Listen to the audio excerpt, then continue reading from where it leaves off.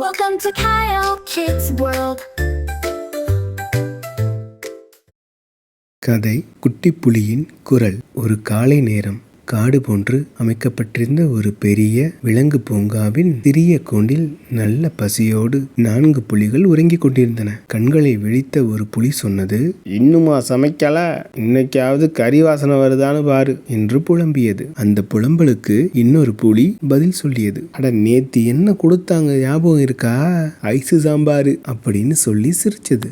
இந்த புலிகள் எல்லாம் காட்டில் பிறந்தவர்கள் என்றாலும் வளர்ந்தது எல்லாம் இந்த கூண்டில்தான். இப்போது இவர்களின் உலகம் இந்த கூண்டும் தானாக கிடைக்கும் சாப்பாடும் தான். இவர்களின் பேச்சில் இன்னொரு புலியும் கலந்து கொண்டது. ரொம்ப தான் அழுத்துக்கிறீங்க, காட்டில் இருந்திருந்தா 3 வேளை சோறு கிடைக்குமா என்ன? இங்கே கொடுக்கறத தின்னுக்க வேண்டியதான். அதற்கு இன்னொரு புலி பதில் சொல்லியது, "இவன் சொல்றதும் சரிதான், இந்த காலத்துல யாரு கையில கொடுப்பாங்க சாப்பாட?"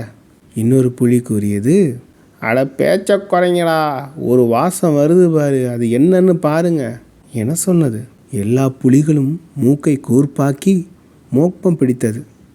இறைச்சியின் வாசம் காற்றில் மிதந்து வந்ததை முகர்ந்து ருசி பார்த்தன புலிகள். ஒரு புலி கூறியது, "ஓஹோ, வாசனை நிச்சயமாக சிக்கன் பிரியாணி இல்லைனா ஃபிஷ் கிரேவி தான்."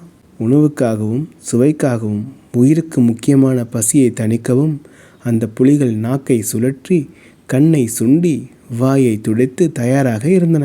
பசிக்குள் நகைக்கும் புலிகள், சிறையில் சிரிக்கின்ற சிங்கங்கள்.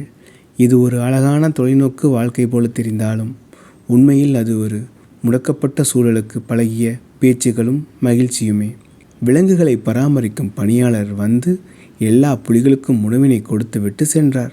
உணவை உண்டுவிட்டு மீண்டும் புலிகள் எல்லாம் உறக்கத்திற்கு சென்றன. பொதுவாக பூங்காவில் இருக்கும் விலங்குகள் எல்லாம் தினமும் தங்களது உணவுக்காக மனிதர்களையே நம்பியிருந்தன. சாப்பாடு சரியாக வந்தால் சந்தோஷம், சாப்பாடு தாமதமாக வந்தால் சற்றே சத்தம், அவ்வளவுதான். ஆனால் ஒரு நாள் பெரிய பஞ்சம் வந்தது.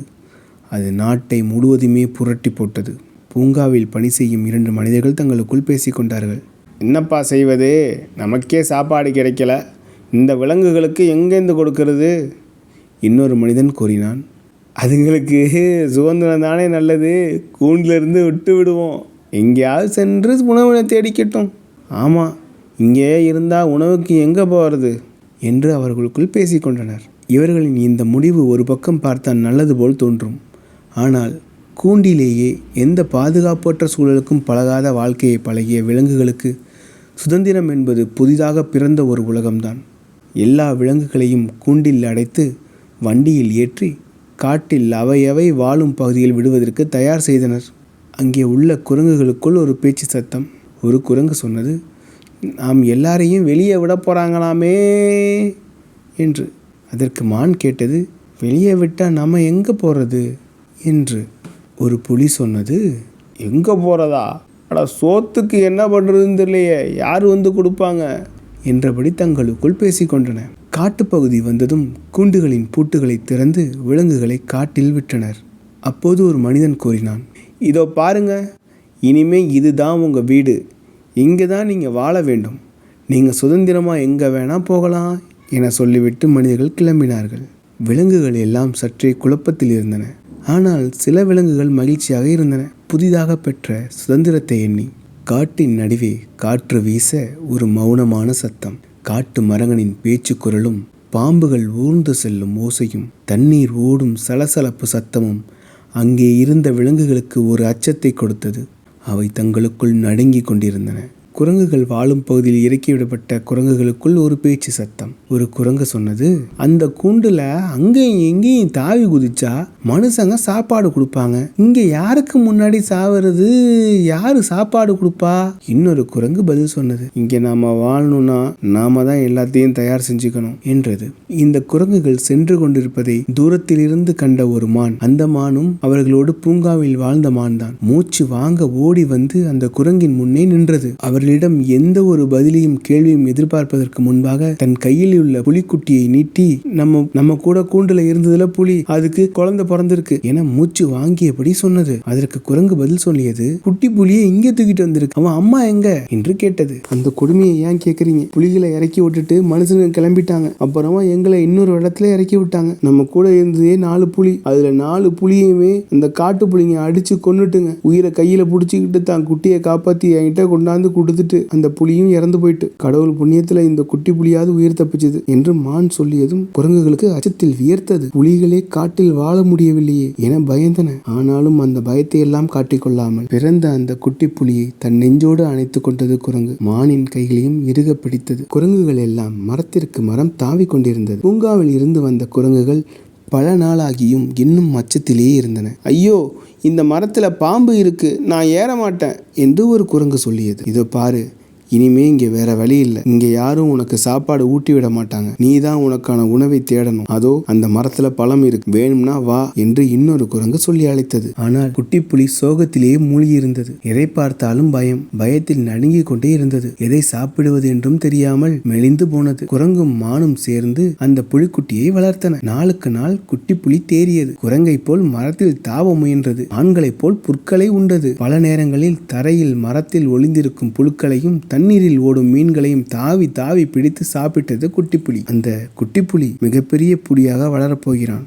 அவன் சிங்கம் மாதிரி சத்தம் போடக்கூடிய நாள் வரதான் போகிறது. ஆனால் அந்த நேரம் வரும் வரை அவனுக்கு துணை நிற்கப் போவது இந்த மானும் குரங்கும் தான். நாட்கள் பலவும் கடந்தன. நாட்டில் எவ்வளவோ மாறியிருந்தது. மக்களின் வாழ்க்கை இயல்பு நிலைக்கு திரும்பி இருந்தது. மீண்டும் அவர்கள் கூண்டுக்குள் அடைத்து கிடக்கும் விலங்குகளை காண ஆவலாகினர். எனவே காட்டுக்குள் உள்ள விலங்குகளை பிடிக்க மனிதர்கள் மீண்டும் வந்தார்கள். ஒவ்வொரு பகுதியாக சென்று புலிகள், சிங்கங்கள், யானைகள் என பல விலங்குகளையும் பிடித்து விட்டனர். குரங்குகளை பிடிக்க வந்தனர். சிறிய எதிர்ப்பு இருந்தது. ஆனால் அவர்களுக்கு தேவையான குரங்குகள் பிடிக்கப்பட்டது. அடுத்த இடத்திற்கு நகர்ந்தன. இன்னும் காட்டு மான்கள் மட்டுமே பாக்கி இருந்தன. எனவே அந்த மான்கள் இருக்கும் இடத்தை நோக்கி சென்றனர். மான்களை கண்டதும் மான்களை பிடிக்க அருகில் நெருங்கி சென்றான் மனிதன். அவன் நெருங்கி சென்ற போது அவனுக்கு முன்பே மரத்திலிருந்து ஒரு புலி குதித்தது. அந்த புலி மானும் குரங்கும் வளர்த்த குட்டி புலிதான். இப்போது பெரிய புலியாக அவன் முன் வந்து நின்றது. மனிதன் பயந்து பின்வாங்கினான். புலி உரிமைய சத்தத்தில் மயங்கி கீழே விழுந்தான். ஆண்கள் எல்லாம் நிம்மதி பெருமூச்சு விட்டன. குரங்குகளை கூண்டில் இருந்து விடுவித்தது புலி. புலி தங்களை காப்பாற்றியதை கண்டு மான்கள் எல்லாம் பெருமூச்சு விட்டன. கூண்டில் அடைக்கப்பட்டிருக்கும் குரங்குகளையும் மற்ற விலங்குகளையும் கூண்டிலிருந்து விடுவித்தது புலி.